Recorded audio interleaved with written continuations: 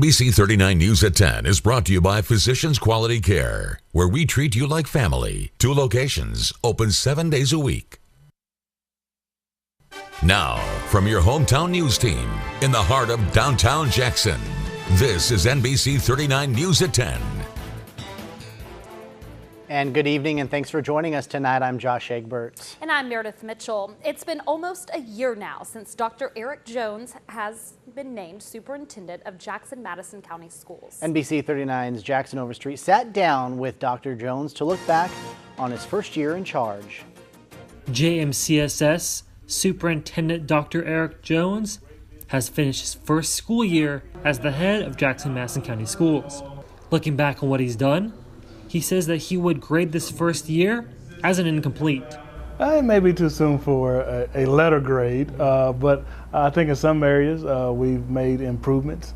In some areas we still have to improve upon. For Jones in the school district, this year was more about looking at the issues that have been facing the schools and creating a plan. Setting a groundwork for where we want our system to go and really laying out what we see the vision for our school system to be and what our areas of focus are.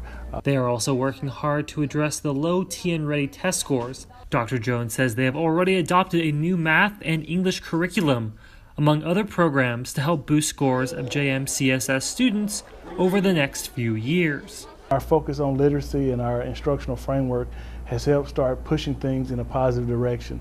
Now, when you start seeing that show up on the scoreboard in terms of test scores, I don't know that we will see that this year. The low test scores and some of the other academic issues that face JMCSS are not an overnight fix, according to Jones, but he believes that the right base has begun to get set. I'm very pleased with the direction of the district, but it's just going to take time. For NBC 39 News, I'm Jackson Overstreet. Dr. Jones says he plans on getting back out into the community for meetings like the ones he held last summer to get feedback from parents and create a stronger dialogue. Now tune in tomorrow night for the second part of Jackson's interview with Dr. Jones, where they discuss the future of the school district, including the funding for Dr. Jones's capital plan and the change on the school board. Now, your first weather. And we did see some warm temperatures out there for today. Everyone getting into the low 90s here late this afternoon. Dew points in the low to mid 60s. Notice a little bit of humidity. I noticed a little bit extra stickiness out there as you stepped outside here late this afternoon. Have a few clouds come in late in the afternoon as well. Otherwise, a lot of sunshine across much of West Tennessee with these high temperatures reaching 92 degrees in Milan, 91 in Dyersburg, 93 in Covington, 91 degrees in Parsons, 92 degrees in Memphis, and 92 was a high temperature today here in Jackson. It looks like more warm and humid weather in the area the next couple of days. May actually increase that dew point and that humidity just a little bit for your Friday. May make it feel more like the mid to upper 90s as our daytime highs are going to be much like we saw today, with temperatures expected to be around 92 or 93 degrees for our high temperature. Here's what it looks like then. 71 to start, mostly sunny skies at 7 o'clock in the morning. By noontime, still mostly sunny, up to 90 already. And by high temperature reaching about 93 degrees by the time we head into the afternoon hours of your Friday. May see a few clouds from time to time. Some isolated rain chances developing over the weekend, and actually a pretty good chance of rain on Sunday, which could drop temperatures back just a little bit. And we'll talk more about that with your hometown forecast coming up in just a few more minutes. The FedEx call center on the Lambuth campus may be good for the economy, but it's doing a lot more for the students working there. NBC 39's Camila Reda has more. The call center located at the University of Memphis Lambuth campus opened up about 2 weeks ago. The purpose of the University of Memphis Research Foundation opening up this call center wasn't just to create more jobs, but also to decrease the dropout rate. Students are started at $13.80 to $20 an hour to help with their tuition.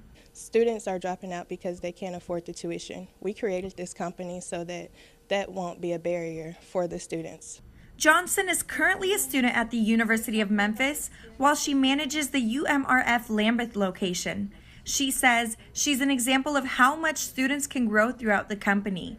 Students will even be provided with an opportunity to work for FedEx post-graduation.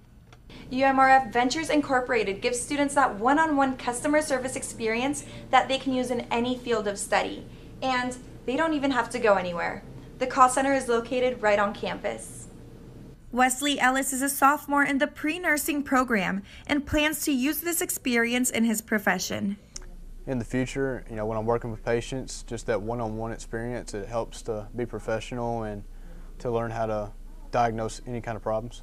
The 26 students currently working for this FedEx call center provide support with any technical issues. Johnson told us she's looking to hire about 26 more in the fall.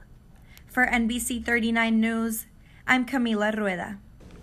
Funeral arrangements have been announced for a former West Tennessee radio DJ who passed away Wednesday night. Visitation for Conrad Delaney will be held Sunday from 1 until 3 p.m. at the Arrington Funeral Home. Funeral services will then be held Monday at 10, also at the funeral home.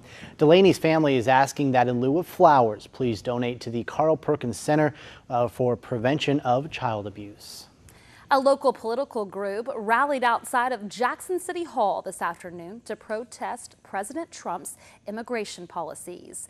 Indivisible Jackson members held signs protesting the Trump administration's policy of disrupting and separating families of illegal immigrants when they are trying to enter this country.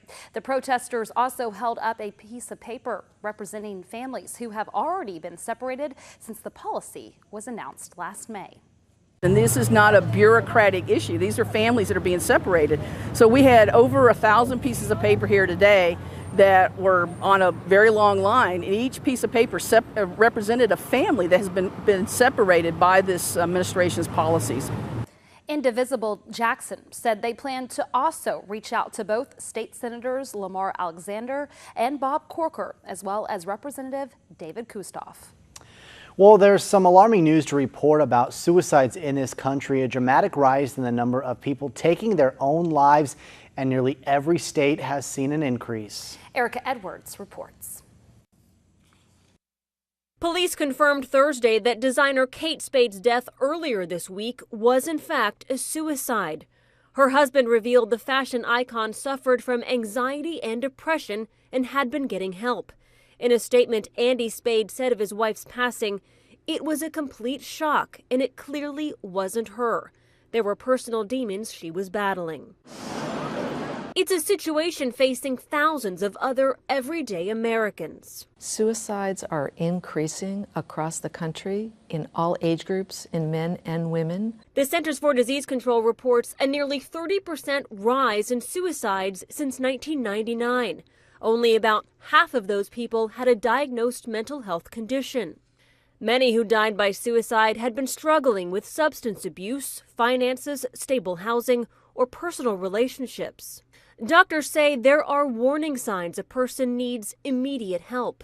Any change in behavior patterns, withdrawing, sadness, irritability, anger, and losing their temper more quickly, those would all be indicators that possibly the person's mental health is deteriorating. The CDC emphasizes suicides are often preventable. If you or someone you know needs help, call the National Suicide Prevention Lifeline. The number is 1-800-273-TALK. Go ahead, pause the TV, get a pen, anything you need.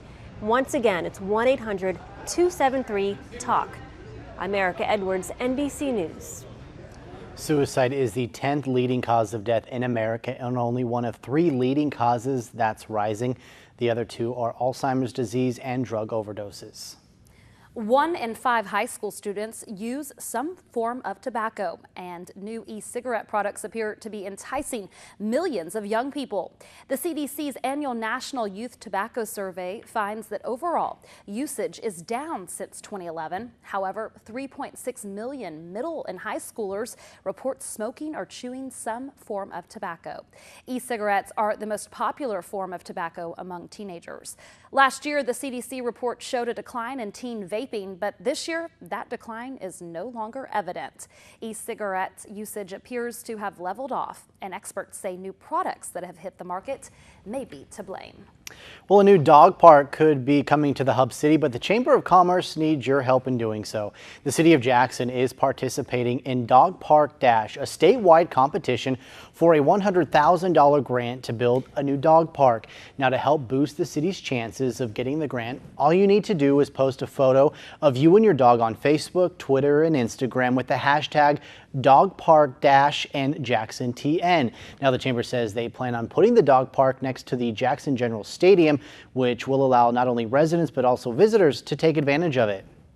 So not only will this be helpful to the residents of Jackson and the region, but also those guests that travel through Jackson every day, they'll now get off the interstate, have a place to play with their pets, and maybe spend money and help our economy while they're here. Now the competition closes on June 20th. To find out more on how you can take part, just go to the Jackson TN Dog Park Facebook page. Muse Park Lake is currently off limits to those wanting to fish, but fishing will start back up this Saturday. About 1,000 fish have been provided by TWRA for this event. Kids ages 5 to 15 can start their summer vacation with a fishing rodeo. Superintendent of Recreation says the purpose of the Jackson-Madison County Youth Fishing Rodeo is to get families excited about being outdoors. She encourages people to leave those electronic devices at home and see what they can catch. Well, we encourage them getting out as a family, doing things together as a family, and of course it's a lot more healthier for the children to be outside and active in the sunshine and get away from that screen.